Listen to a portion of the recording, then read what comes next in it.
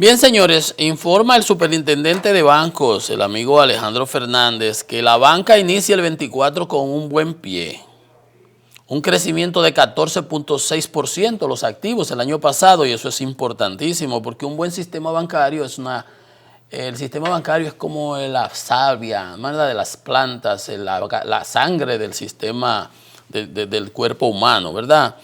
Los activos del sector financiero valorados en 3.4 billones de pesos, 3.400 millones de pesos. Tuvieron un crecimiento interanual de 14.6. Un 53% del Producto Interno Bruto representa ese monto. La cartera de crédito se expandió en un 16.8%, equivalente a 1.83 billones de pesos. En ese sentido, las inmobiliarias ocuparon el 21.6%, construcción, inmobiliaria y construcción como que sería casi lo mismo, ¿no? 20%, consumo 17% y comercio 15.1%. Y lo importante es ese índice de morosidad de 1.2, el más bajo de la región. Muy bien, Alejandro Fernández, felicidades, buen trabajo en la superintendencia. Nosotros en República Dominicana tenemos 2.37 millones de personas con algún tipo de crédito, tarjeta, préstamo, etcétera, etcétera. Eso es importante. Y que en los últimos 39 meses la superintendencia pudo devolver 337 millones de pesos de bancas quebradas y esas que estaban pendientes a 2.750 depositantes. Buen trabajo hecho por nuestro amigo Alejandro en la superintendencia de bancos. Miren, en estos días The Economist daba unas informaciones que la más resaltante fue esa de que decían de que según sus análisis no habrá decisión de primera vuelta, sino que las elecciones se decidirán en una segunda vuelta, y lo que los comentaristas resaltaban de todo eso era que contrarrestaba muchas de las, o prácticamente la mayoría de esas encuestas que son muy prooficialistas, pero no entraban en los temas de fondo de lo que ellos hablaban, de que las reformas van a quedarse truncas, de que la agenda pro mercado que el presidente había dicho por el asunto electoral no iba a poder ser aplicado. Y hoy hay unas informaciones de Standard & Poor's que la trae la prensa, que recoge el informe reciente, donde establece, ¿verdad?, en los niveles de riesgo y ese tipo de cosas. Standard & Poor's es una calificadora de riesgo. Y dice, quien gane las elecciones en República Dominicana deberá aprobar las reformas estructurales demoradas, porque estamos en riesgos. Dice Standard & Poor's que podría bajar las calificaciones si los desafíos para aprobar las reformas se traducen en déficits fiscales y deudas sustancialmente mayores. Subrayo, déficits fiscales y deudas sustancialmente mayores. Palabras mayores, valga la redundancia. Déficits fiscales. ¿Cuánto acabamos de aprobar nosotros ahora al cerrar el año? 344.000 millones de pesos. 6.000 millones de dólares aproximadamente, por C36. 344.000 millones de pesos para cerrar el déficit fiscal de este año que recién empieza el 2024.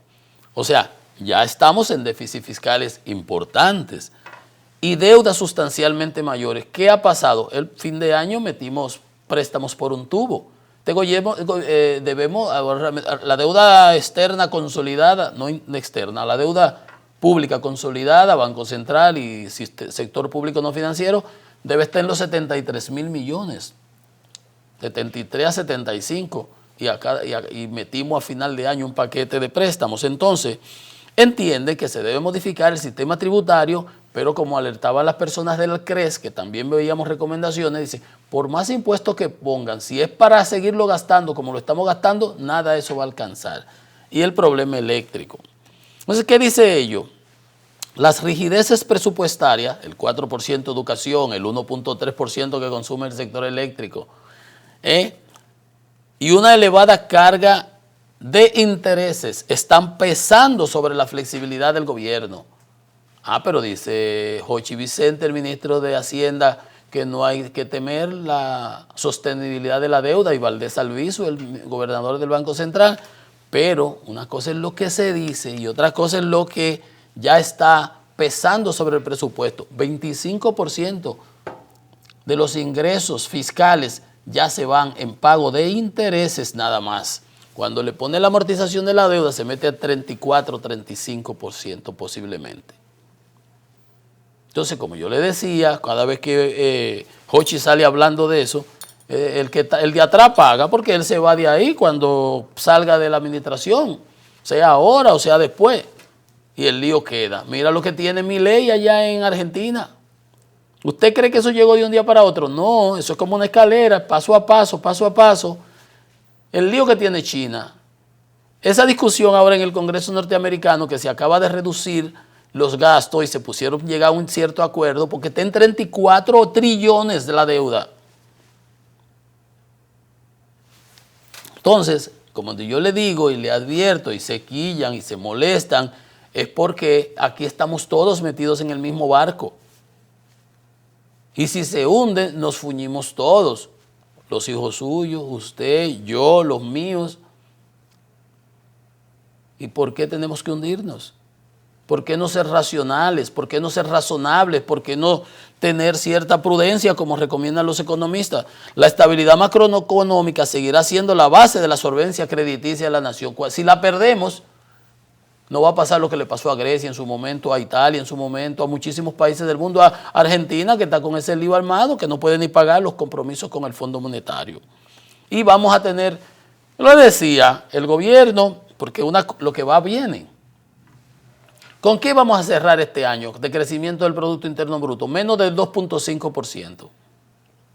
¿Cuál era el alarde que hacía el gobierno el año pasado? Que nos disparamos a 12% del producto, y la discusión de Valdés y el presidente Fernández, que era un rebote estadístico, y el banco queriendo decir otra cosa, y por la CEPAL decía, sí, hay un rebote en todos los países. Que la relación deuda-producto, como se disparó el Producto Interno Bruto, pues esa relación bajó.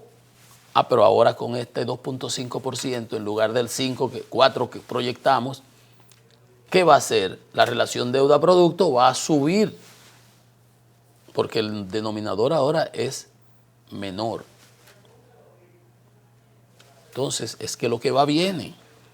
Dice Standard & Poor's, podríamos bajar las calificaciones durante los próximos 12 a 18 meses si el crecimiento económico pierde impulso. Por lo pronto, ahora para el 4 se habla de que vamos a volver a retomar el crecimiento, pero no se están enfrentando los problemas estructurales. Entonces, ahí está, reducción del déficit estructural de las finanzas del gobierno. ¿Quiere significar eso qué? Gasto más eficiente, ahorro, lo que no se está viendo por parte. ¿Qué vimos ahora? El presidente emitió un decreto para la propaganda, para la publicidad, pero al Ministerio de Paliza le meten 2.000 millones más para publicidad. Tenía 2.000 en el 2023, para el 2024 tiene 4.000 millones. 4.000 millones que se habrán de gastar, ¿usted sabe cuándo? En estos 5 meses. Porque gastarlo por los otros subsiguientes 7 meses no tiene ningún sentido. ¿Usted me entiende? Entonces ahí es donde están ellos enfocados.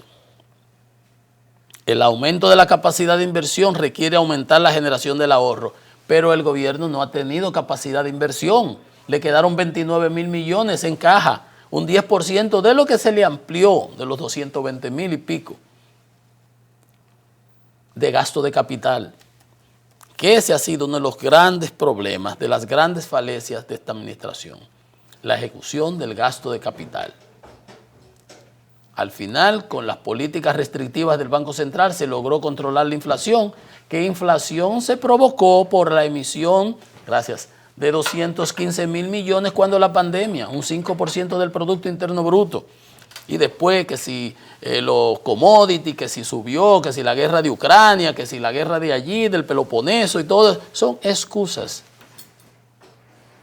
Cuando volvamos, les voy a presentar el índice de la FAO y cuál es la realidad en los mercados de capitales y en los mercados de commodities fundamentalmente. para que usted vea que a veces se nos coge de muchas excusas y muchas cosas y tú ves que las paran repitiendo, pero no porque las repita, es que son ciertas. Vamos a hacer una pausa. Estamos en Economía y Mercado y venimos en breve con más.